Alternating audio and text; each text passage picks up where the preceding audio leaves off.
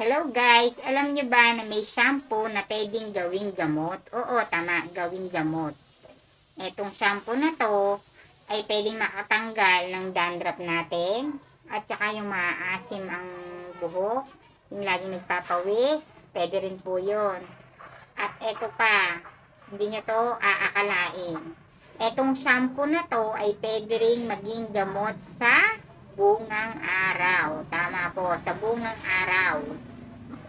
Kasi po, yung baby ko, lately, lagi siyang merong bungang araw kasi nga, banasin yung ano niya, yung ulo niya, laging pawis-pawis. Kaya, na-try ko na, total, ito naman yung gamit namin shampoo sa bahay. Try ko sa kanya kasi malamig to sa buhok, malamig sa ulo.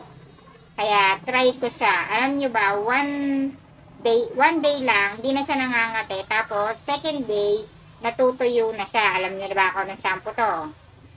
Head and shoulder lang naman. Oo, ito head and shoulder.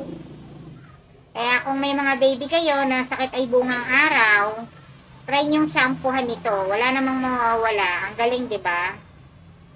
Shampoo na siya, nakakagamot din siya ng bungang araw. Ang dami-dami ko nang na-try na mga panggamot sa bungang araw. Kung makikita nyo sa dating post ko, meron akong mga pinopost na gamot sa bungang araw. Effective din naman yung mga yun. Kaya lang, 1 week, 2 weeks bago siya gumaling. Ito, 1 day, 2 days lang, galing na agad.